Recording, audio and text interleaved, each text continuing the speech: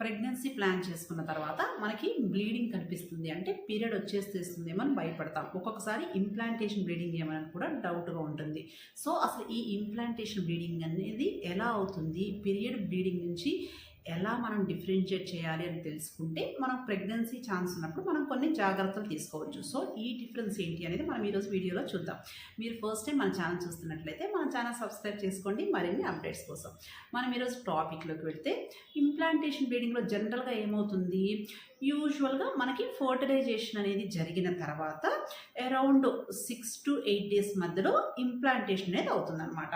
So యూజువల్గా fertilisation అనేది ఇలా ట్యూబ్లో జరిగిన తర్వాత ఎగ్ స్పోమ్ ఇక్కడ కలిసి ఫర్టిలైజేషన్ అవుతాయి ట్యూబ్లో. దాని తర్వాత ఏర్పడిన పిండము గర్భసంచి లోపలికి వచ్చి గర్భసంచి గోడలలో ఎండోమెట్రియం బెడ్ మీద ఫిక్స్ అవుతుంది, అతుక్కుంటుంది కదా, దానివల్ల మనకి ఇంప్లాంటేషన్ బ్లీడింగ్ అవుతుందన్నమాట.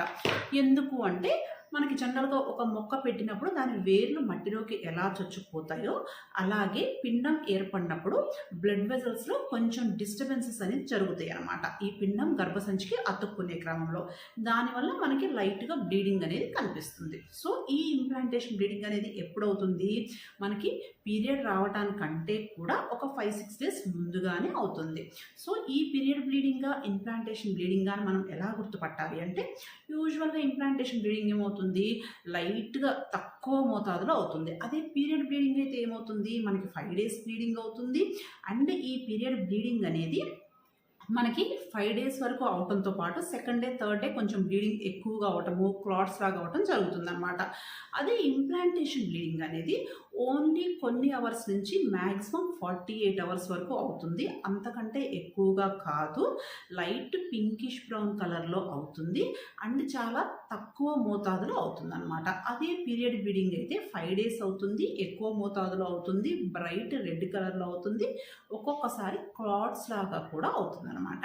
అండ్ ఇంప్లాంటేషన్ బ్లీడింగ్కి యూజువల్గా పెయిన్ అనేది ఉండదు, ఉన్నా కూడా చాలా మైల్డ్గా ఉంటుంది.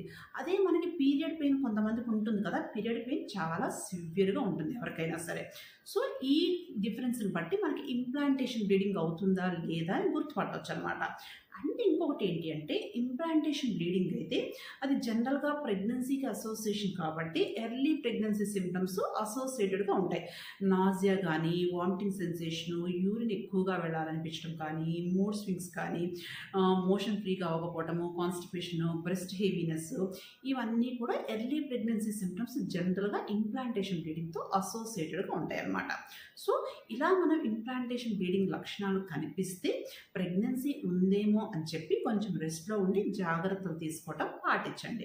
ఇంకొకసారి ఫైనల్గా ఇంప్లాంటేషన్ బ్లీడింగ్ ఎలా ఉంటుంది అని చెప్పాలి అంటే పీరియడ్ కంటే ఒక 5-6 days ముందుగానే ఉంటుంది, పింకిష్ బ్రౌన్ కలర్లో ఉంటుంది, చాలా లైట్గా బ్లీడింగ్ అనేది ఉంటుంది, హెవీ బ్లీడింగ్ కానీ క్లాట్స్ కానీ ఉండదు, మ్యాక్సిమం 48 hours వరకు ఉంటుంది, పెయిన్ లేకుండా కానీ ఉన్నా కానీ చాలా మైల్డ్ పెయిన్ కానీ ఉంటుంది, హెవీ బ్లీడింగ్ కానీ హెవీ పెయిన్ కానీ ఉండదు. ఓకేనా, థ్యాంక్ యూ.